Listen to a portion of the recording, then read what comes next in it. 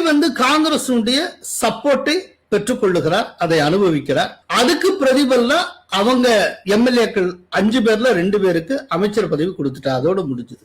அதுக்கு மேல காங்கிரஸோட ரொம்ப நெருங்கி ஒட்டி உறவாட அவர் தயக்கம் காட்டுகிறார். காங்கிரஸோட காட்டுகிற நெருக்கம் என்பது தன்னுடைய ஆட்சிக்கு உலை வைத்து விடுமோ என்று அவர் கருதுகிறார். ரொம்ப கேர்ஃபுல்லா அவர் வாக் பண்ணிட்டு இப்படி அப்படி போகாம, அப்படி இல்லைன்னா மோடி எப்ப சுண்டி இழுப்பார்னு தெரியாது, அமித்ஷா என்ன செய்வார்னு தெரியாது. ஏற்கனவே காங்கிரஸோட கைகோர்த்ததுக்கு மத்திய அரசுக்கு ரொம்ப கோபம். இன்னைக்கு இருக்கிற சூழ்நிலையில தமிழக அரசுடைய கஜானா காலி. இதற்கு முந்தைய டிஎம்கே அரசு சுத்தமா தொடச்சு வலிச்சு வச்சுட்டு போயிருக்காங்க, ஒண்ணுமே இல்ல. ஒரு முக்கியமான ஒரு ஐஏஎஸ் அதிகாரி சொல்லி நான் கேட்டது, 3 மாசத்துக்கு மேல இந்த கவர்மெண்ட்டை ரன் பண்ண முடியும். அவ்வளவு ஒரு கடினமான சூழ்நிலையில டிஎம்கே விட்டு சென்று இருக்கிறது. 3-4 மாசத்துக்கு பிறகு அரசு ஊழியர்களுக்கு சம்பளம் போடுவது கூட ஒரு சவாலுக்குரிய விஷயமாய். அப்படிப்பட்ட சூழ்நிலையில மத்திய அரசை நம்பித்தான் இந்த அரசை, மாநில அரசை நடத்தியாக வேண்டும். நீங்க மத்திய அரசை பகைத்துக் கொள்ள முடியாது. அதனாலதான் காங்கிரஸோட இந்தி கூட்டணியிலும் சேர்ந்து கைகோர்த்து நாம ரொம்ப தீவிரமா இறங்குவது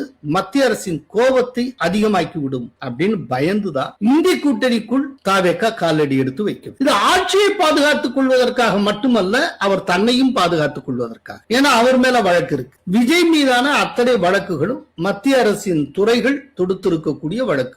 மத்திய அரசு நினைச்சு இறுக்கி பிடிக்கணும்னு நினைச்சால் வேற விதமாயிரும், கதை கந்தலாயிரும். குறிப்பா அந்த கரூர் நெரிசல் சம்பவம் தொடர்பான சிபிஐ வழக்கு இருக்கே, அது ரொம்ப ரொம்ப குரூஷியலான ஒரு வழக்கு. அதுல விஜயை குற்றம் சாட்டுவதற்கான முகாந்திரங்களும் உண்டு. அப்படிங்கிறப்போ விஜய் நேரடியாக மத்திய அரசையும் மோடியையும் அமித்ஷாவையும் பகைத்துக் கொள்ளக்கூடிய எந்த நடவடிக்கையிலும் ஈடுபடக்கூடாது என்று கருதுகின்ற காரணத்தினால் அவரும் இந்திய கூட்டணியில் பங்கேற்கவில்லை.